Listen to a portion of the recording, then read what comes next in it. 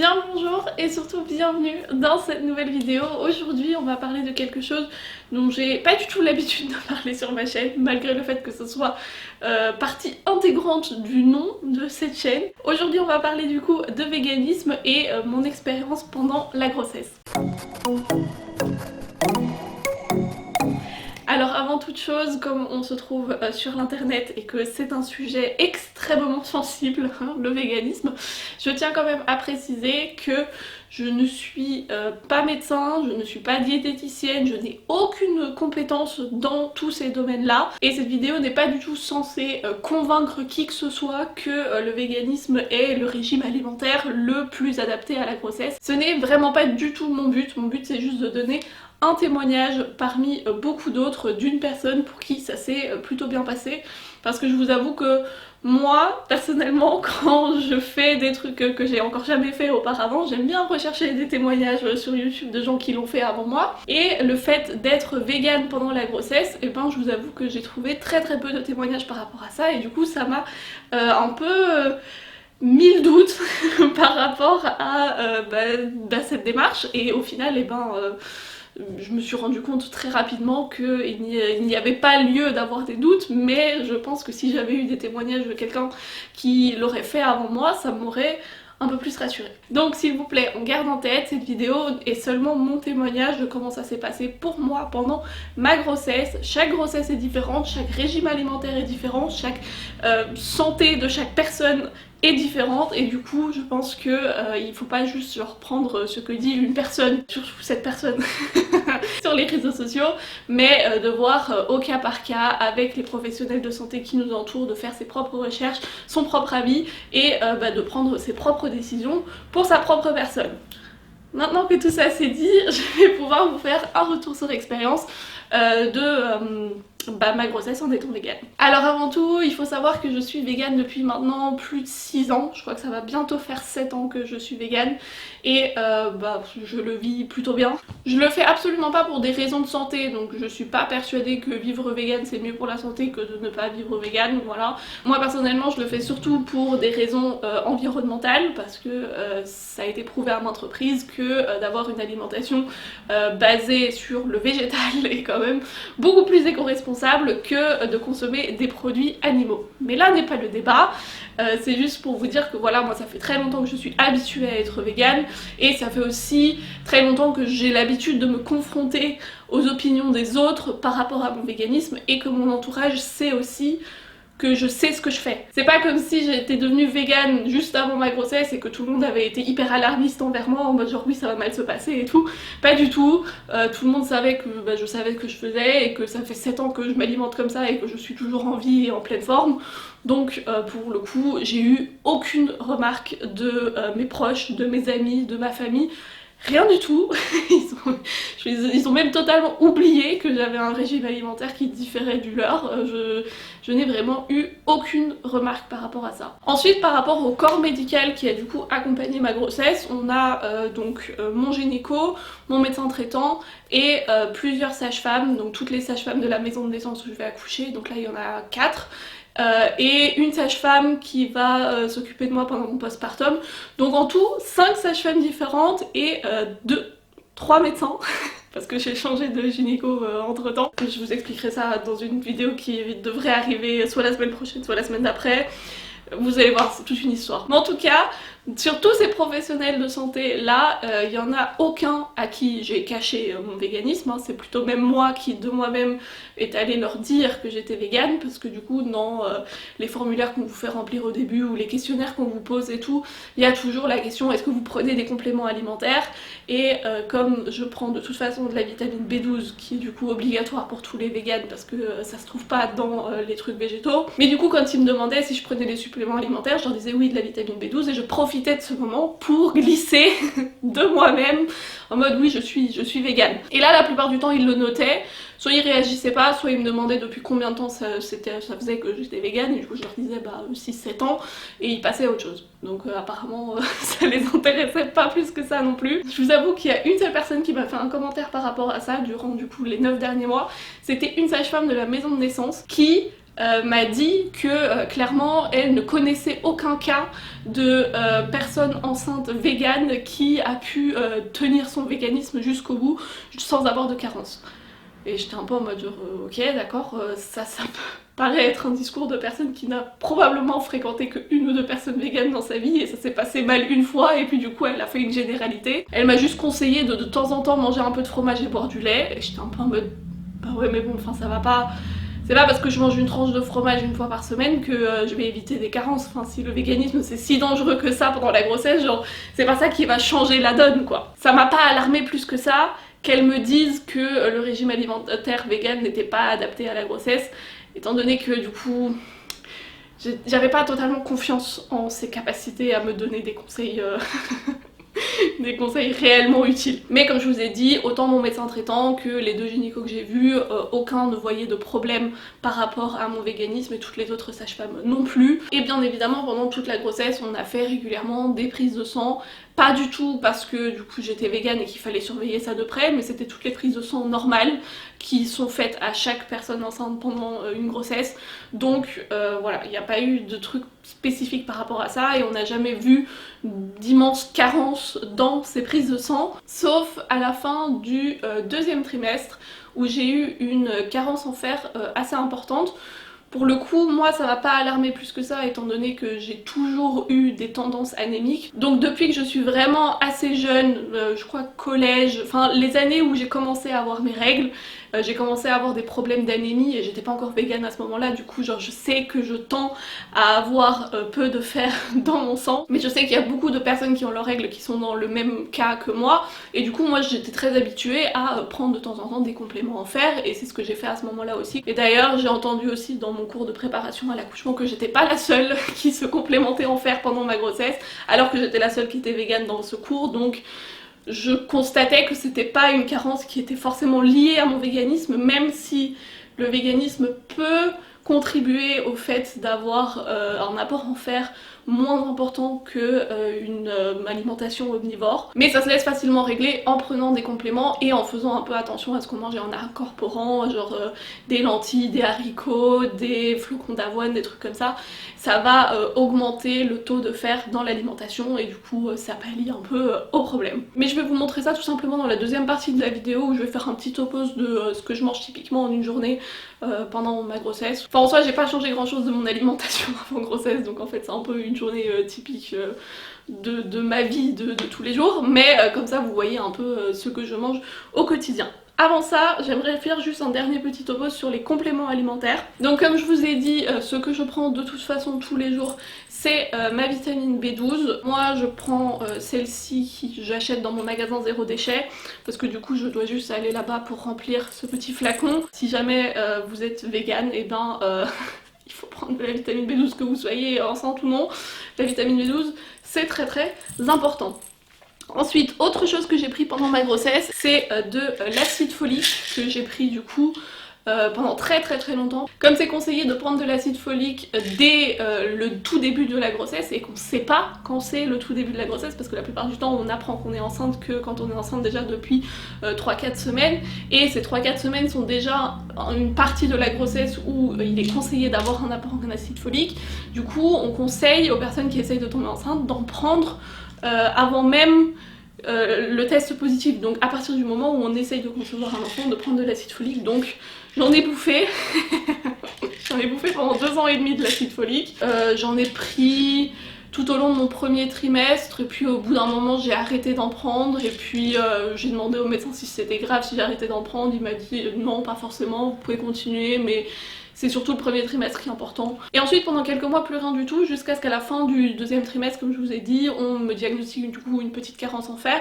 Donc j'étais là en France à un moment où on m'a diagnostiqué la carence en fer, du coup j'ai acheté ce petit flacon de fer doux que vous trouverez aussi en France qui est très bien. Du coup j'ai pris ça pendant 1 mois, au début j'en prenais 2 par jour et puis au final après quelques temps j'en prenais plus qu'une par jour. On a refait une prise de sang, tout allait bien, tout était nickel, donc ça c'était super. Je continue quand même à me supplémenter en fer parce que on sait jamais et que genre je me dis vers la fin de la grossesse je vais quand même perdre beaucoup de sang et ensuite après ça on va retomber dans un cycle menstruel normal. Du du coup j'aimerais bien avoir une réserve de fer à la maison pour être sûre. Du coup j'en ai trouvé dans mon magasin Zéro Déchet aussi, donc sous la même forme de cette magnifique petite bouteille en verre, et du coup même principe que pour la vitamine B12, je dois juste aller là-bas pour faire remplir mon bocal de fer, et ici il s'agit du coup de fer et de vitamine C combinée parce que la vitamine C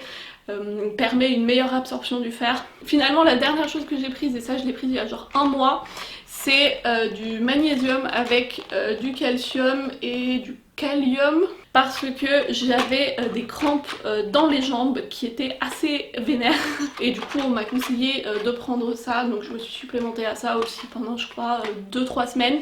Ça m'a enlevé mes douleurs dans les jambes et mes crampes, ça c'était vraiment cool. Mais par contre on m'a dit aussi qu'à partir de la 36e, 37e semaine de grossesse, enfin, il y a 2-3 semaines quoi, qu'il fallait arrêter parce que du coup le magnésium ça pouvait avoir un effet contre-productif lors du travail des contractions et tout ça. Donc voilà ce que moi j'ai fait pendant ma grossesse. Encore une fois ça ne s'applique pas à tout le monde, on peut pas en faire une généralité, surtout que à part la vitamine B12, et bien les autres trucs que j'ai pris c'était souvent en réponse à un problème précis à un certain moment, et le fait de se supplémenter pendant 1 ou 2 semaines a suffi à pallier à ce manque, et ce n'est pas du tout revenu après. Et je pense aussi que ce n'était pas lié forcément à mon véganisme.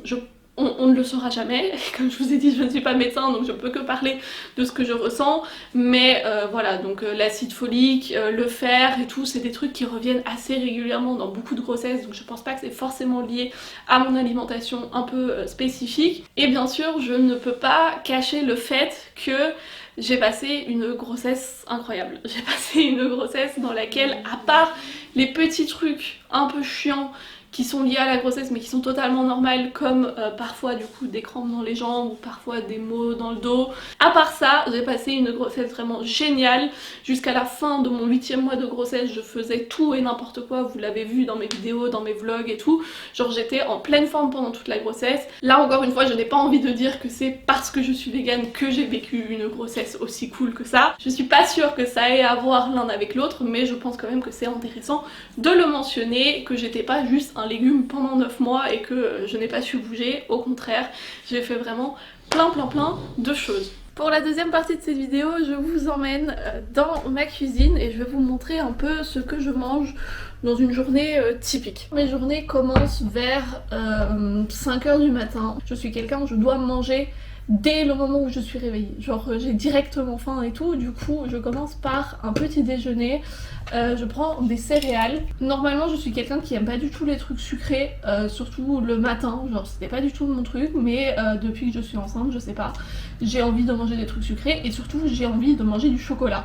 Ce qui est très bizarre parce que normalement je déteste le chocolat, mais voilà, bah, ça c'est venu avec la grossesse. Donc je commence ma journée avec des céréales au chocolat, mais je fais attention à pas prendre des céréales genre qui sont juste bourrées de sucre et qui en fait sont juste des calories vides. J'essaye de prendre du coup des céréales aux flocons d'avoine, et je mélange en plus du coup le paquet de céréales que j'achète avec des flocons d'avoine nature. Je préfère parce que c'est moins sucré, et en plus de ça l'avoine c'est riche en fer, donc ça me permet d'avoir un apport en fer aussi en plus de mes compléments alimentaires. Et je bois avec ça du lait d'avoine, donc ça j'en ai toujours bu, j'ai toujours bu du lait d'avoine parce que je trouve que c'est celui qui est le moins cher et le plus neutre en goût. Par contre depuis le début de ma grossesse, ce que j'ai commencé à faire c'est prendre du lait d'avoine enrichi au calcium. Bon là forcément c'est des marques allemandes, je sais pas si ça existe en France aussi, mais je sais que le lait d'avoine enrichi en calcium ça existe aussi en supermarché en France. Pour le coup c'est un peu plus cher, mais je sais qu'en tant que femme enceinte on a besoin d'un apport en calcium un peu plus important. Comme j'ai pas envie d'adopter toute mon alimentation par rapport à ça et faire hyper attention sur le fait que j'ai des trucs riches en calcium, je me dis que ça c'est mieux que d'acheter des suppléments, enfin des compléments alimentaires, parce que flemme. Donc ça, moi ça me va très bien. J'en prends une portion le matin du coup avec mes céréales. Et ensuite, je passe au second petit déjeuner, parce que du coup vous imaginez bien, si je me lève genre à 5h du matin, que je prends un petit bol de céréales, bah j'ai très vite de nouveau faim et je tiens pas jusqu'à midi. Entre 9h et 10h, un truc comme ça, je prends mon deuxième petit déjeuner qui est un smoothie. Donc la plupart du temps ce que je fais c'est que je mets une banane, une pomme, du jus de citron et des myrtilles surgelées. J'ajoute à ça du coup encore une portion de lait d'avoine enrichi au calcium. Je mets de l'eau dedans et je remplis approximativement, je suis désolée ça va être un peu dégueu parce que je l'ai pas encore lavé, mais du coup je remplis tout ça, c'est je crois genre 700 ml de smoothie que je bois par jour. Ça fait une bonne portion déjà de mes fruits et légumes par jour. Après ça, je vais passer du coup au premier repas chaud de la journée. La plupart du temps, du coup, comme j'ai pris quelque chose vers 10h, je vais pas avoir faim pile à midi, donc je vais manger plus vers 13h, un truc comme ça. Et ça va être un repas chaud et cuisiné. Pour ça, je me base sur quelques livres de recettes que j'ai. Donc il y a par exemple celui-ci, Coaching Veggie. Bon, c'est un truc végétarien de base, mais ça se laisse assez facilement adapter à des recettes véganes. Ensuite j'ai le 30 jours pour devenir vegan de Marion qui a aussi une chaîne YouTube, et d'ailleurs je suis plus ses vidéos de cuisine sur YouTube que de son livre, mais ça aussi toujours des super bonnes recettes. Et d'ailleurs je vous mettrai dans la barre d'infos genre 2-3 autres chaînes de recettes que je suis sur YouTube, parce que du coup c'est là dont je prends ma principale inspiration. Et ce livre-ci de Lloyd Lang, je sais pas, j'arrive jamais à prononcer ce nom, mais j'adore aussi toutes ces recettes. Et d'ailleurs je vais faire aujourd'hui un petit couscous vegan, du coup ça va être pour ce midi. Ensuite l'après-midi, comme je vous ai dit, j'ai développé une espèce de passion pour les trucs sucrés. Du coup l'après-midi, souvent avant de manger mon petit repas du soir, je commence de nouveau à avoir faim. Il y a des moments où genre juste je vais prendre une pomme, et parfois comme ce que je vais faire aujourd'hui là, j'ai la motivation d'avoir cuisiné quelques jours auparavant quelque chose de sucré. La plupart du temps j'en fais genre beaucoup pour en avoir genre pendant quelques jours. Et ce que j'ai beaucoup aimé là pendant toute ma grossesse, c'est les brownies au chocolat et à la courgette. Au lieu de les faire du coup dans un moule comme ça, de faire un gâteau, je les fais en fait dans des petits moules à cupcake, et comme ça j'ai à chaque fois un petit bout de brownie comme ça séparé. Et ça c'est vraiment hyper pratique, et le fait de pouvoir cacher une courgette comme ça à l'intérieur, c'est génial, ça te fait manger un petit légume alors que tu manges un truc sucré de base. On en vient maintenant au repas le plus compliqué pour moi, enfin compliqué, pas vraiment, mais en ce moment surtout. Normalement le soir, ce que j'aime bien faire, c'est manger quelque chose de léger, donc soit juste des tartines, du pain ou quoi, ou quelque chose qui est vraiment pas compliqué à faire, comme par exemple des pâtes avec de la sauce tomate ou quoi, parce que j'ai vraiment la flemme le soir de me mettre à cuisiner un truc. Et le problème que j'ai avec du coup ma grossesse, c'est que eh bien j'ai des... comment ça s'appelle, des reflux. Et si je mange vraiment genre juste une demi-heure avant d'aller me coucher et que je fais pas trop attention à ce que je mange le soir, je dors pas de la nuit, parce que du coup j'ai juste genre plein d'acidité et tout, et enfin genre j'ai l'impression que je dois vomir tout le temps et je dois dormir genre à moitié allongée, enfin à moitié assise. Insupportable. Du coup j'essaye de manger des trucs le plus neutre possible le soir. Là j'ai encore des restes d'hier, donc en fait c'est juste des brocolis cuits à la vapeur et un petit gratin de pommes de terre de la chaîne de Marion aussi, son gratin dauphinois qui est trop bon. Donc voilà, ça va être les trucs que je vais réchauffer pour ce soir. Voilà donc une journée typique, forcément avec des variations, parce que du coup je mange pas tous les jours la même chose, mais vous voyez approximativement ce que je mange. Je me prive absolument pas, ni en quantité, ni dans les trucs que je mange et tout, puisque de toute façon le régime vegan en tant que tel exclut la plupart des choses qui sont déconseillées de manger pendant la grossesse. Du coup je dois pas faire vraiment attention. Et voilà, j'espère que ça vous aura plu, j'espère que ça vous aura inspiré, j'espère que ça vous aura intéressé d'écouter ce petit témoignage. Et si jamais vous êtes vegan, peut-être que ça vous aura réconforté un peu dans l'idée que être vegan et enceinte c'est possible, bien évidemment toujours en prenant en compte l'avis des professionnels de santé qui vous accompagnent, parce que ne prenez pas mes mots pour argent comptant, je ne porte pas cette responsabilité là. Moi en tout cas je vous remercie d'avoir passé cet agréable moment avec moi. Si jamais vous avez quelque chose à ajouter, un témoignage personnel à apporter, n'hésitez pas à faire ça dans les commentaires et nous on se retrouve la semaine prochaine pour une nouvelle vidéo.